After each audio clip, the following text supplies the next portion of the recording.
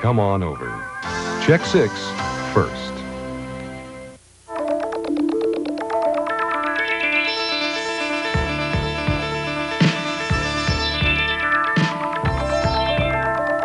Tragedy at Expo. A 9-year-old Nanaimo girl dies in an accident at the Canada Pavilion.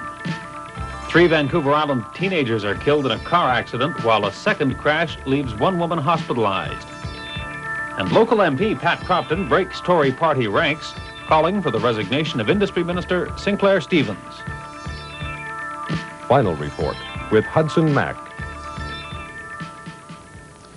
Good evening. 1 week to the day after it opened, there has been a tragic accident at Expo 86. A 9-year-old Nanaimo girl, whose name is being withheld at this time, was crushed when she was trapped between a fixed wall and a wall on a large turntable which was carrying spectators in a theater in the Canada Pavilion. The girl, who was visiting the fair with her father, was trapped for 2 minutes before she could be freed, but by then it was already too late. The scene of the accident was the massive Canada Place Pavilion on the Vancouver waterfront. After the accident, the pavilion remained open, but the theaters where the accident occurred were closed off for police and coroner's investigations. Most were unaware what had happened. The accident occurred not far from the pavilion entrance. People are escorted in through 2 holding rooms into a theater for a slide presentation. They sit in a semicircle facing outward to see the screen. When the 6-minute show ends, the whole theater rotates on a turntable to take the audience into the next theater. During the rotation of the turntable, the accident occurred.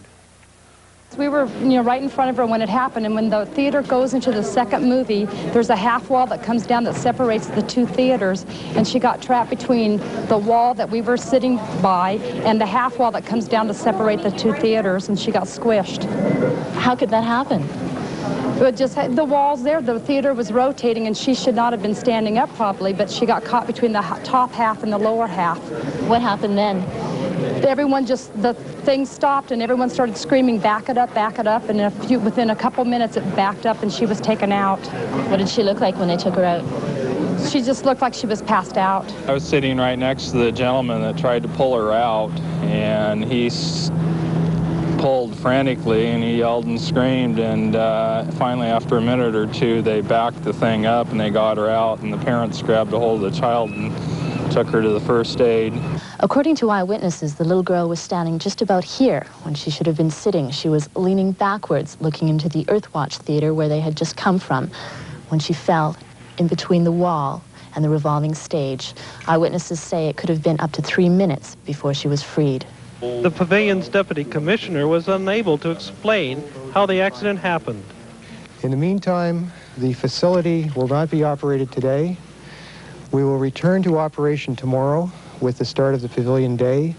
However, we will not operate the turntable until such time as we have received full reports on the nature of the accident, the cause, and anything we can do to ensure that that does not happen again. And there was tragedy on Vancouver Island last night as 3 teenage girls from the Crofton area were killed in a car accident. And not far away, only a few hours later, there was a second accident involving a school bus loaded with children. That accident has left one woman hospitalized tonight with serious head injuries.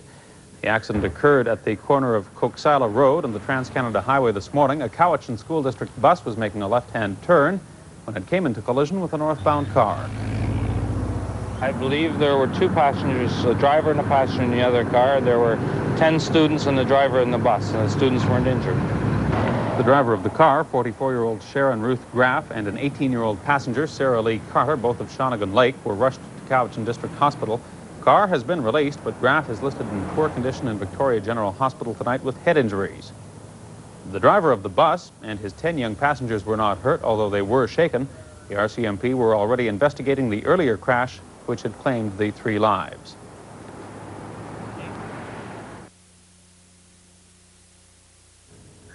Killed in the accident were 2 girls from Crofton. They have been identified as 17-year-old Sharon Louise Young and 16-year-old Diane Joan Lee Claremont.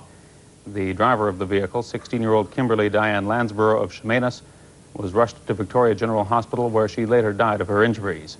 Police say that excessive speed may well have been a factor in the accident. The coroner is now considering an inquest or an inquiry.